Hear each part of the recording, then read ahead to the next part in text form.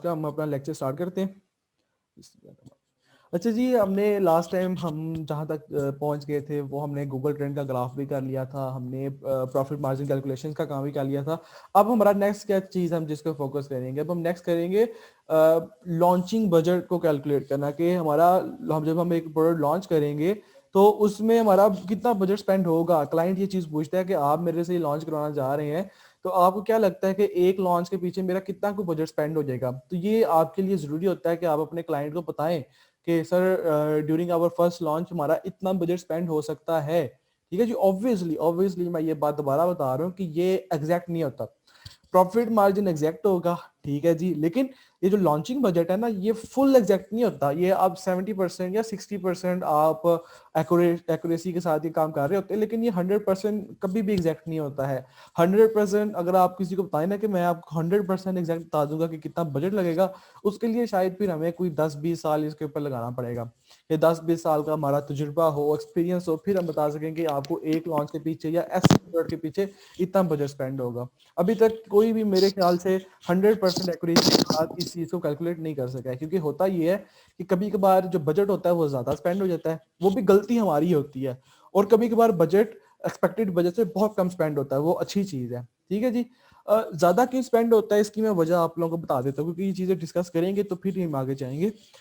Expected budget जो हम यहाँ पे बजट कैलकुलेट करते हैं, लेट्स सपोज मैंने एक बजट कैलकुलेट किया है कि यूएसए मार्केट में जाने के लिए मुझे $20,000 की जरूरत है। $20,000 के अंदर मैं अपनी रैंकिंग करूंगा, इन्वेंट्री मंगवाऊंगा और सेक्टर सेक्टर जितना भी मेरा खर्चा है वो सारा करूंगा। और उसके बाद जब मेरी प्रोडक्ट रैंक हो जाएगी तो मैं उसके बाद जो अर्निंग होगी वो मेरी प्रॉफिट मार्जिन से अर्निंग होगी। तो मैंने 20,000 यहाँ पे कैलकुलेट करके रख दिया, क्लाइंट को बता दिया कि आपका अप्रोक्सीमेटली 20,000 के करीब आपका स्पेंड होगा एक प्रोडक्ट की रैंकिंग के अंदर।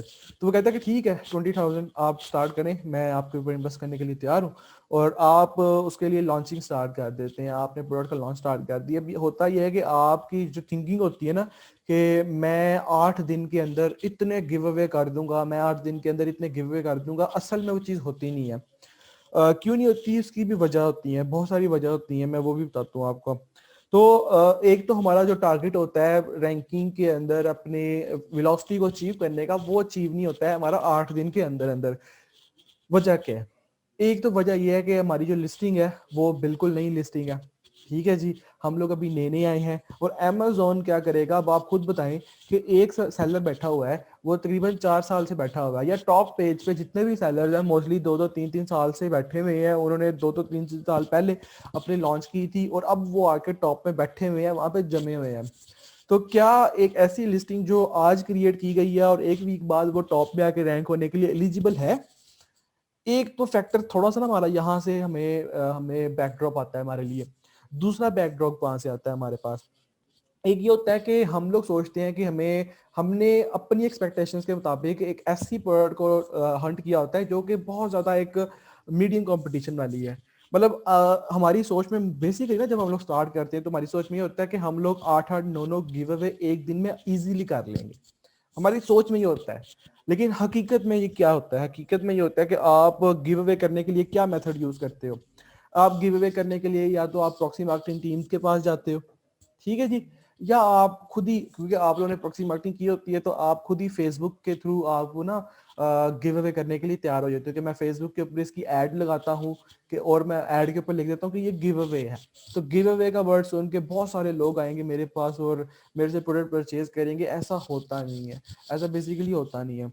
तो अप्रोक्सीमेटली जो हमारी वेलोसिटी रहती है ना, हमारी एक्सपेक्टेशंस की 50% होती है। मतलब अगर हमने एक दिन में 8 गिव अवे करने होते हैं ना, तो एक दिन में हमारे हो रहे होते हैं 2-3-4, या कभी कभी तो वो भी नहीं हो रहे होते। इसकी वजह क्या है? इसकी वजह ये है कि फेसबुक की एड अगर हम चलाते हैं तो उसके ऊपर बहुत ज्यादा हाई वेलोसिटी के साथ हमारा बजट स्पेंड हो रहा होता है। फेसबुक अगर हमने एड चलानी है तो हमें जरूरत होती है कि हम $20-30-40 पर डे का स्पेंड करें, पर डे का स्पेंड करें। तो अगर पर डे का स्पेंड कर रहे हैं और अगर हम $20-30-40 भी स्पेंड करते हैं ना, तो मैक्सिमम हमारी सेल जाती है दिन में 2-3 यूनिट्स की या 4 यूनिट्स की। अब हम लोगों ने एक ऐसी प्रोडक्ट को टारगेट किया होता है जिसकी जरूरत ये होती है कि हम दिन में 10 से ज्यादा यूनिट सेल करें, दिन की हमारी वेलोसिटी 10 से ज्यादा यूनिट की हो। और यहाँ पे मैं आप लोगों को एक और बात बता दूं कि Amazon का जो लॉगरिथम है ना वो 8 दिन से ज्यादा के लिए मॉनिटर करता है, 8 दिन से ज्यादा के लिए मॉनिटर करता है। हीलियम 10 ने तो आपको बता दिया कि 8 दिन के अंदर अगर आप इतने इतने सेल करेंगे तो आपको रैंक हो जाएंगे आप, लेकिन एक्चुअल में ये चीज इतनी ज्यादा इफेक्टिव नहीं होती है, क्योंकि हीलियम 10 भी आपको ना कोई 70 to 80% एक्यूरेसी बताता है, जो रिमेनिंग 20% होती है ना वो बहुत ज्यादा इफेक्ट डालती है। तो अगर आपको 8 दिन की एक्सपेक्टेशन है ना तो आपको चाहिए आप उन 8 दिन को मल्टीप्लाई कर लें 2 के साथ, मतलब आपको चाहिए कि आप मिनिमम भी ना 16 to 20 डेज की एक्सपेक्टेशन रखें, मिनिमम भी। और यहाँ पे ये होता है कि अगर लेट्स सपोज आपको 8 दिन की मिली हुई है और बीच में से कोई 1 या 2 दिन ऐसे आ गए कि आपकी वो वेलोसिटी अचीव नहीं हुई है, तो आप जहां से स्टार्ट करेंगे ना आप उसके 50% आ जाएंगे। मतलब आप लेट्स सपोज बैठे हुए हैं पेज 10 के ऊपर बैठे हुए हैं और 2 से 3 दिन आपने बहुत ज्यादा एफर्ट पुट की है और आपने बहुत ज्यादा गिव अवेज किए हैं और आपने अपनी वेलोसिटी अचीव की है और आप आ गए हैं चौथे पेज के ऊपर वो तकरीबन 3-4 दिन के बाद। तो लेकिन 5वें दिन ये हुआ है कि आपकी जो एक क्या हुआ है कि फेसबुक ऐड आपकी आउट ऑफ बजट चली गई है, या आपका जो प्रॉक्सी मार्केटिंग में बायर्स नहीं मिले हैं, या आपकी पीपीसी कैंपेन्स के थ्रू आपके ऊपर ऑर्डर नहीं आया है, तो आप चौथे पेज से उठ के एक ही दिन के अंदर अंडर योर रैंकिंग फेज, एक ही दिन के अंदर आप चौथे पेज से उठ के कहाँ आ जाएंगे, आप आ जाएंगे 7वें 8वें या 9वें पेज के ऊपर। आप 7वें 8वें 9वें पेज के ऊपर आ जाएंगे। इस कदर आपको इफेक्ट पड़ेगा रैंकिंग के ऊपर। क्यों? क्योंकि आप अभी अंडर रैंकिंग है।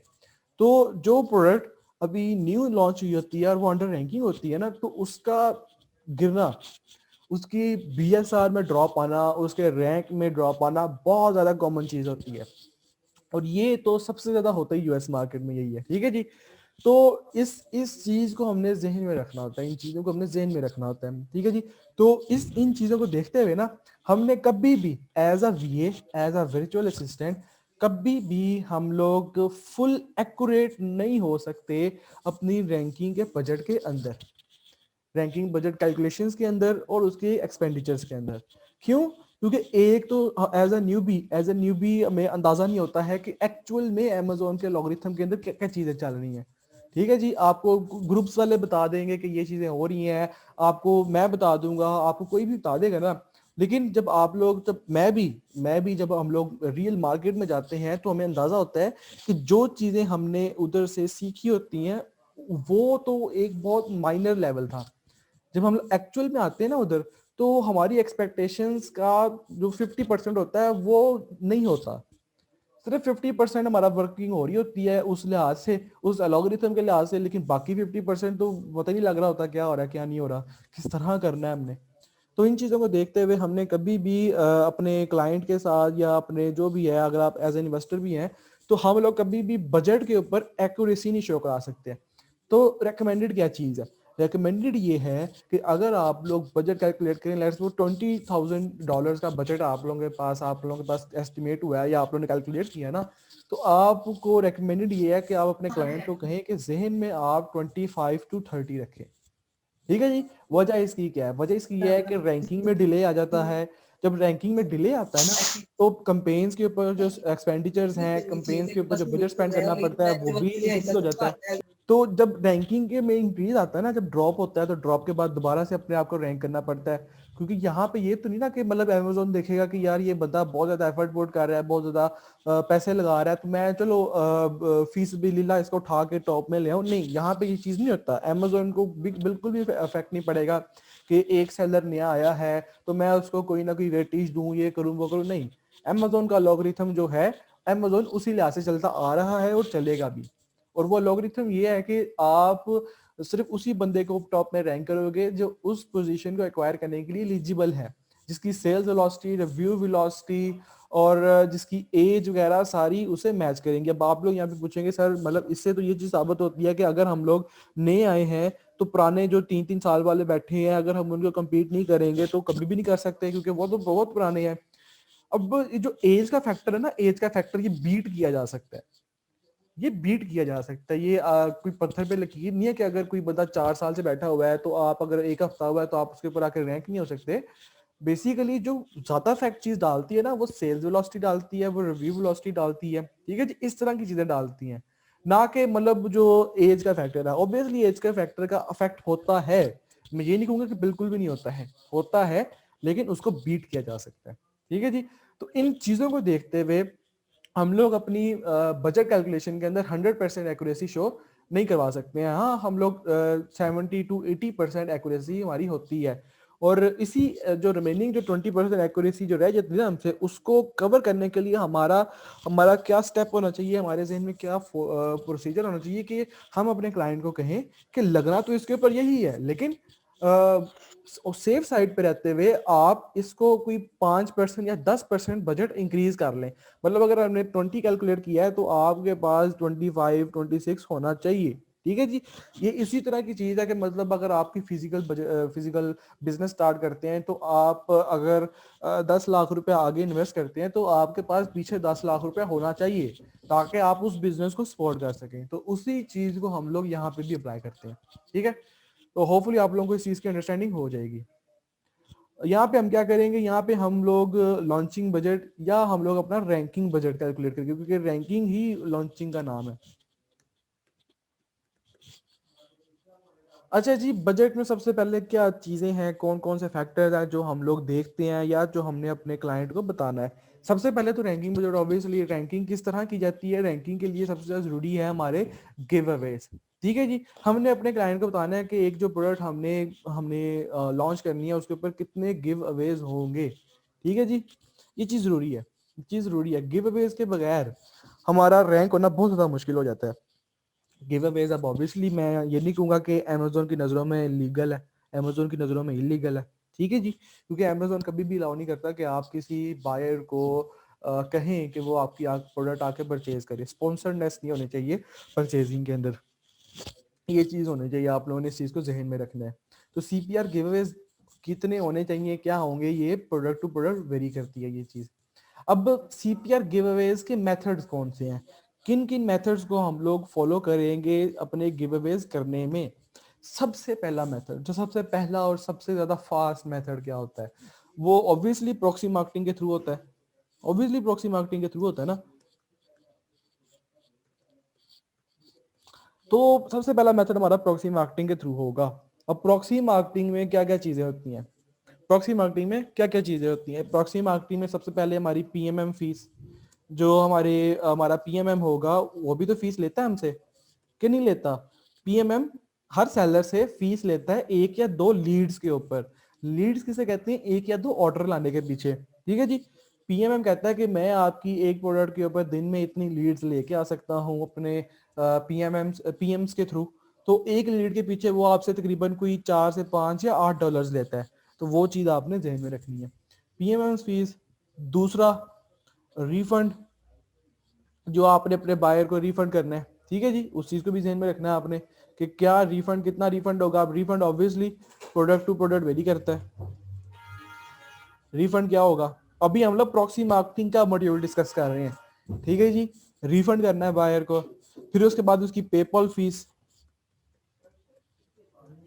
पेपॉल फीस भी तो कवर करनी होती है, ये नहीं करनी होती। और अदर टैक्सेस, अब यहाँ पे ना बेसिकली अब वेरी करती है सिचुएशन टैक्सेस के लिहाज से कि टैक्स कितना कवर करना पड़ेगा हमें। अब ये जो अदर टैक्सेस आप लोगों के जेहन में है ना कि अदर टैक्सेस भी होते हैं पीएमएम वगैरह इस तरह चीज के अंदर, तो अदर टैक्सेस बेसिकली यूएसए में नहीं पे करने पड़ते हैं हमें। जब हम लोग वर्किंग कर रहे होते हैं ना यूएसए के अंदर, तो हमारा किन किन चीजों से वास्ता पड़ता है। एक हमारी मैन्युफैक्चरिंग फीस, एक हमारी शिपिंग फीस, एफबीएफ फीस, हमारी क्या नाम है स्टोरेज फीस और रेफरल फीस। अब ये स्टोरेज फीस, रेफरल फीस और ये तो बायर ही बियर कर रहा है। ये तीन चीजें तो बायर बियर कर रहा है ना। तो इनको तो कैलकुलेट करने की जरूरत नहीं हमें अपने इन बजट के अंदर। हम कभी भी इन तीन फैक्टर्स को अपने बजट के अंदर इंक्लूड नहीं करेंगे। ठीक है जी। वो मैं आपको दिखा दूंगा कि क्या क्या वजह बनी है कि इनको हम इंक्लूड नहीं करेंगे, क्योंकि ये बायर पे करता है। हम बायर से लेके ही बायर को आगे दे देते हैं। ठीक है जी। हमें सिर्फ एक दफा बियर करना पड़ता है जब हम लोग इसको रिफंड कर रहे होते हैं। तो उसकी कैलकुलेशन हम देख लेंगे क्या किस तरह होती है, क्या क्या मॉड्यूल होता है। अभी हम लोग सिर्फ देख रहे हैं कि कौन कौन सी चीजें होती हैं, चीजें कौन कौन सी होती हैं जो हमने बियर करनी है। पेपॉल फीस, अदर टैक्सेस में बेसिकली ना वैट के चार्जेस आ जाते हैं। अब वैट के चार्जेस यूएसए में हमें पे करने नहीं पड़ते हैं। यूएसए में वैट का हमें बिल्कुल भी इशू नहीं होगा। बाकी जितनी भी मार्केट्स है ना, वहां पे वैट का बहुत रोल है। वहां पे हम लोग जाएंगे तो हम लोग देखेंगे कि हमारा कंसर्न मोस्टली वैट के साथ ही होगा, क्योंकि वो लोग भी वैट बियर कर रहे हैं तो हमें भी वैट बियर करना पड़ेगा। तो हमें यूएसए के अंदर ना वैट नहीं बियर करना पड़ता, तो वैट ही अदर टैक्सीज में आता है। तो वैट अगर हमें बियर नहीं करना पड़ना तो अदर टैक्सीज हम यहाँ पे आते ही नहीं है। तो प्रॉक्सी मार्केटिंग के अंदर यही 3 तरह के हमें चार्जेस बियर करने पड़ेंगे। एक मेथड हो गया हमारा प्रॉक्सी मार्केटिंग के थ्रू। अब ऑब्वियसली क्या ये इनफ है? क्या ये इनफ है? नहीं, बिल्कुल भी इनफ नहीं है। ये बिल्कुल भी इनफ नहीं है हमारे लिए। यहाँ पे फिर इसका टोटल लिख लेंगे हम लोग, फिर उससे नीचे आते हैं जी। अब यहाँ पे क्या चीज है, इसको मैं जो हेडिंग्स है उनको बोल्ड कर लेते हैं। एक हो गया प्रॉक्सी मार्केटिंग और दूसरी चीज होगी हमारी पीपीसी कैंपेन। पीपीसी कैंपेन आप लोगों के लिए नई चीज है। पीपीसी कैंपेन क्या होती है इसको आज हम देखते हैं, क्योंकि लास्ट टाइम भी मेरे मुंह से मेरे ख्याल से एक दो दफा पीपीसी निकल गया था, अगर आप लोगों ने कैचअप किया हो।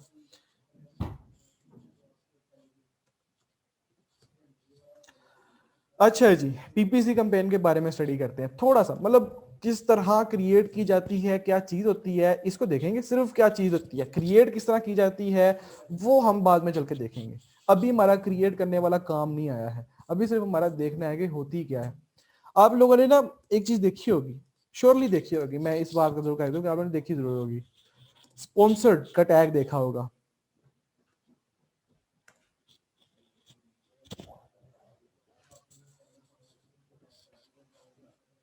अच्छा जी, आप लोगों ने यहाँ पे स्पॉन्सर का टैग के साथ प्रोडक्ट्स देखी होंगी, ये जिनके जिनकी लिस्टिंग्स के ऊपर स्पॉन्सर का टैग लगा होता है, इन्होंने पीपीसी कैंपेन्स चलाई होती हैं। फेसबुक की कैंपेन को फेसबुक कैंपेन कहा जाता है, इंस्टाग्राम कैंपेन को इंस्टाग्राम कैंपेन कहा जाता है, ठीक है जी।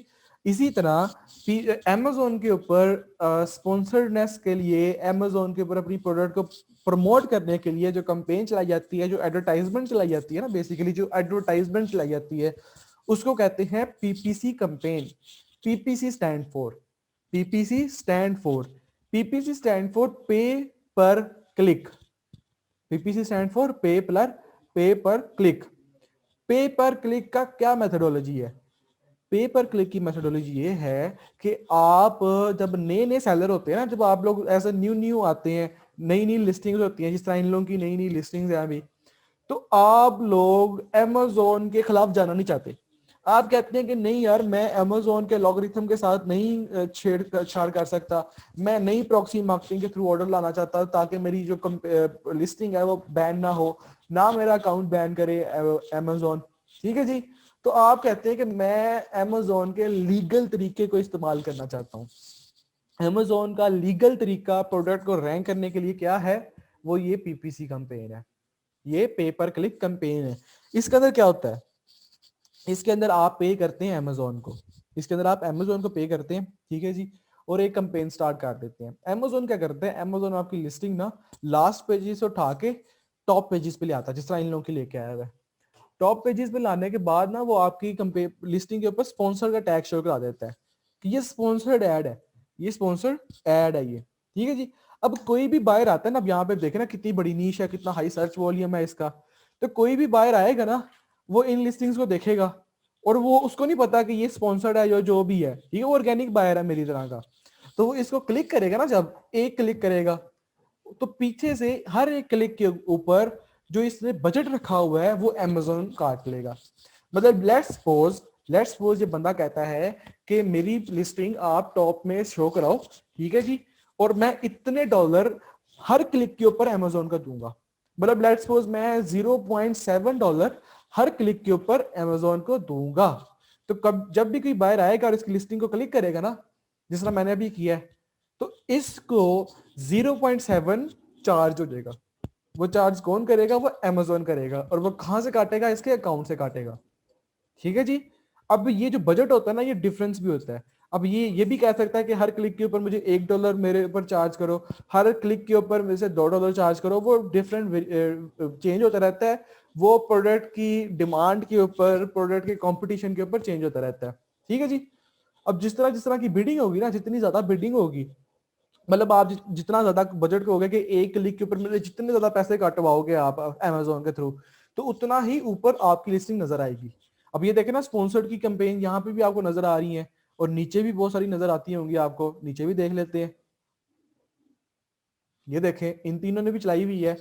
मतलब इन तीनों की जो बजट है ना, इन तीनों का जो बजट है वो थोड़ा है ऊपर वाली तीनों से, इन तीनों से, ये जो नीचे आपको नजर आ रही है।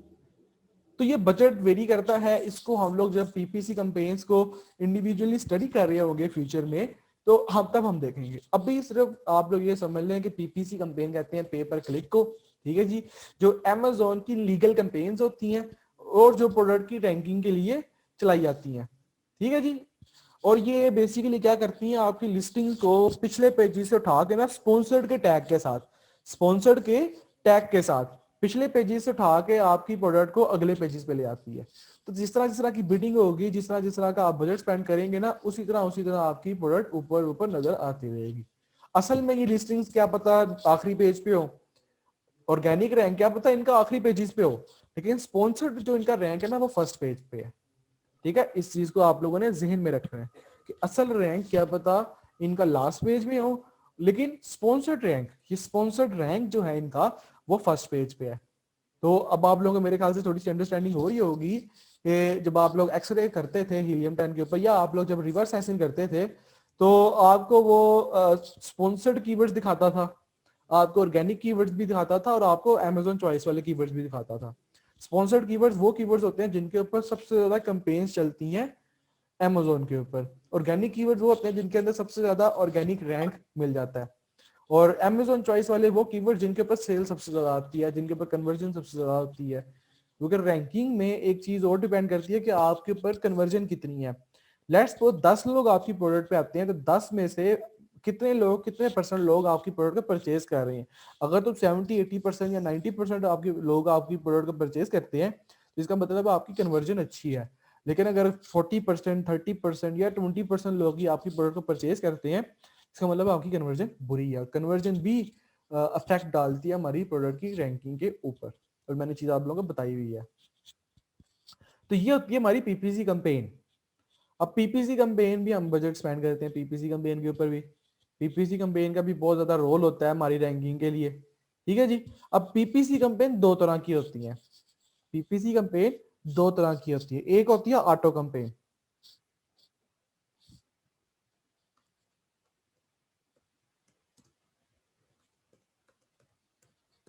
एक होती है ऑटो कैंपेन और दूसरी होती है मैनुअल कैंपेन।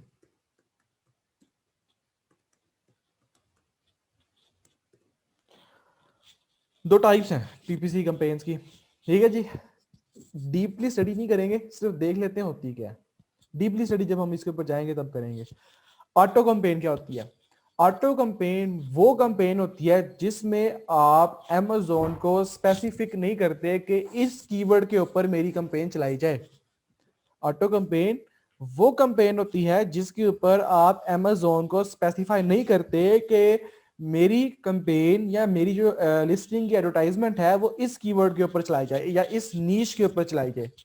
Amazon अपनी मर्जी से जहां उसका दिल करे उस नीश के ऊपर आपकी कैंपेन चला देता है। देखें जिस तरह ये बंदे देखें, अब ये एक स्पॉन्सर्ड कैंपेन चली हुई है इन दो लोगों की, ठीक है जी। अब ये बंदा है, अब यहां पे मैंने गार्लिक प्रेस का कीवर्ड टाइप किया था, तो मुझे गार्लिक प्रेस की प्रोडक्ट्स ही नजर आनी चाहिए थी, ठीक है ना मैं। लेकिन यहां पे मुझे ये तो स्पून्स की प्रोडक्ट नजर आ रही है। ये क्या किया हुआ है इस बंदे ने? इस बंदे ने एक ऑटो कैंपेन चलाई हुई है, इस बंदे ने एक ऑटो कैंपेन चलाई हुई है। मतलब Amazon अपनी मर्जी से जिस जहां भी उसका दिल कर रहा है, जिस भी नीश में उसकी कैंपेन चला रहा है, कोई स्पेसिफाई नहीं है। इस तरह की कैंपेन को कहते हैं ऑटो कैंपेन। और दूसरी कौन सी है? दूसरी है मैनुअल कैंपेन। मैनुअल कैंपेन वो कैंपेन है जिसमें आप Amazon को बताते हो कि ये स्पेसिफिक कीवर्ड है, ये स्पेसिफिक कीवर्ड है, और इस कीवर्ड के ऊपर आपने मेरी कैंपेन चलानी है। जिस तरह इन लोगों ने किया हुआ है, इन लोगों ने गार्लिक प्रेस के कीवर्ड के ऊपर अपनी कैंपेन चलाई हुई है। और भी बहुत सारे कीवर्ड्स हो सकते हैं, आप एक कैंपेन के अंदर मल्टीपल कीवर्ड्स दे सकते हैं। अंडरस्टैंडिंग हुई है इस चीज की? इस चीज को आप लोगों ने जहन में रखना है। दो तरह की कैंपेन होती हैं, एक होती है ऑटो कैंपेन और एक होती है हमारी मैनुअल कैंपेन। ऑटो कैंपेन वो कैंपेन होती है जिसके अंदर Amazon को स्पेसिफाई नहीं करते हैं कीवर्ड्स के थ्रू, और मैनुअल कैंपेन वो कैंपेन होती है जिसमें हम स्पेसिफाई करते हैं कीवर्ड्स के ऊपर और बहुत सारी प्रोडक्ट्स के ऊपर। इनका बजट कितना स्पेंड होता है उसको हम बाद में देखते हैं। तो पीपीसी कैंपेन यही दो तरीके होते हैं पीपीसी कैंपेन के, ऑटो या मैनुअल, ठीक है जी। और क्या चीज होती है? थर्ड टाइप क्या होगी हमारी रैंकिंग के अंदर? हमने इन तीनों मॉड्यूल को यूज करना है। हमने जो भी मॉड्यूल हम यहाँ पे नोट करेंगे सबको हमने यूज करना है। ठीक है जी।